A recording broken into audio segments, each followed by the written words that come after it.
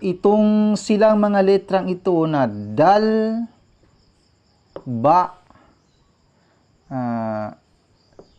qaf, ta, ano pa ba yung nakalimutan ko, at saka jim. 1, 2, 3, 4, 5. Ito siguro kung hindi ako nagkakamali. Ito, silang mga letra na ito na kapag binasa mo ito na kahit may vowel pa sila, halimbawa may vowel yan dito, kapag binasa mo yan na gawin mo rin siyang sukun, ay yan yung sabi ko na magbabounce. Yung sabi ko na magbabounce, halimbawa na Qul huwallahu ahad. Halimbawa, ahad. Yan. Ang Qul huwallahu ahad ay meron tanwin dyan, pero hindi mo rin gagamitin yan. Kaya yung sabi ko na may vowel siya, pero ginagawa mo pa rin sukun. Kaya, Qul huwallahu ahad. Kailangan d, b, q, p, j.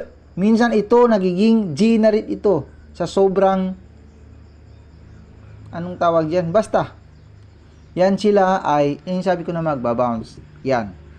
Kailangan, d, silang mga ito, b, p, p. Minsan, tu, minsan parang tu na yung pagkakarinig mo dito. Lalo na ito, parang kastra nagiging vowel dito. Halimbawa ng tajri. Yan. Tajri. Ang tajri ay hindi pa masyadong mahalata na kasra ang vowel niya. Pero dun sa halimbawa, wal fajr. Yan, wal fajr. Yan. Sukun ang vowel niyan eh. Pero, wal fajr. Parang ganyan na rin ang nagiging vowel yan eh, sa pagkakarinig mo. Pero, dahil yan sa tinatawag na kalkala. Kaya yan. Wal fajr. Balik tayo dito. Ito ay halimbawa. Tabbat yada abi lahabi watab. Yan. Kailangan watab. Kasi meron kasi yung ganyan eh. Kung wala lang, sabihin mo na watab. Watab. Pero dahil meron ganyan, dun, ipapakita natin mamaya. Dito naman sa qaf, halimbawa. Bighayril haqq. O ito. Ito na yung sabi ko. Qul huwallahu ahad.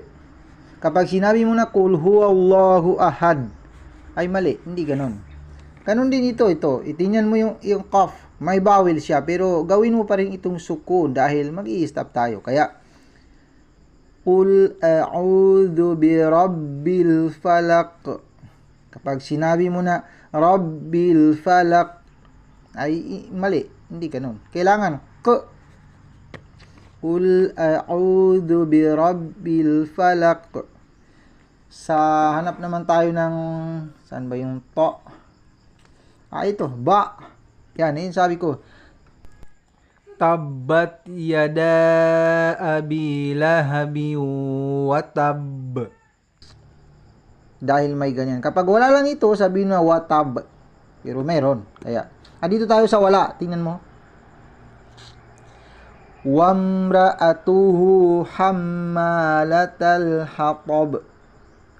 Hatab. Yan. Hindi ko sinabi na latal hatab. Dahil wala na akong nakikita dito na ganyan. Yun ang pinagkaiba nila. Latal hatab. Kailangan b. Silang mga yan. Hanap tayo ng iba. Doon sa gym na naman. Sa to pala. To. Ito ay to. Pero kapag sa center ito nalalagay, medyo bawas-bawasan din. Pero itong to ay hindi, kahit bawasan mo pa ito, hindi din masyadong mahalata kasi talagang makapal talaga ang bounce nito kapag itong to. Ganun din ang gym. Silang mga ito. Ito ay alladhi at'amahum min ju'in wa amanahum min khawf. Alladhi at'amahum. Kapag sinabi mo na alladhi at'amahum ay mali. Hindi mo na gamit ang sinabi ko na magbabounce. Kailangan at'amahum min ju'i wa amanahum. Ano pa ba yung iba? Jim pala. Sa gym, ipakita ko na yung gym. Sabi ko na doon sa tajrin min tahtihal anhar. Yan, yun sila ha. Ulitin ko ha. Silang mga ito ay magbabound kung basahin kapag ginawa mo siyang sukun. Yan. Dal, ba, qaf, ta, at saka jim. Yan. Silang mga yan ha. Tandaan mo yan ha. Yan. Dito naman tayo sa ika-70 kasura na Suratul Ma'arij. Al-Ma'arij. Basahin mo, ilalisin ka. Bismillahirrahmanirrahim. Sa'ala sa'ilun bi'azabin waqi' lil kafirin laysa lahu dafi' minallahi dhil ma'arij.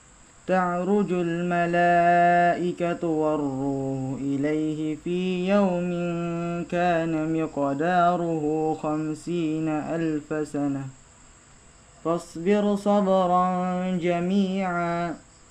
جميلا إنهم يرونه بعيدا ونراه قريبا يوم تكون السماء كالمهل وتكون الجبال كالعهن ولا يسأل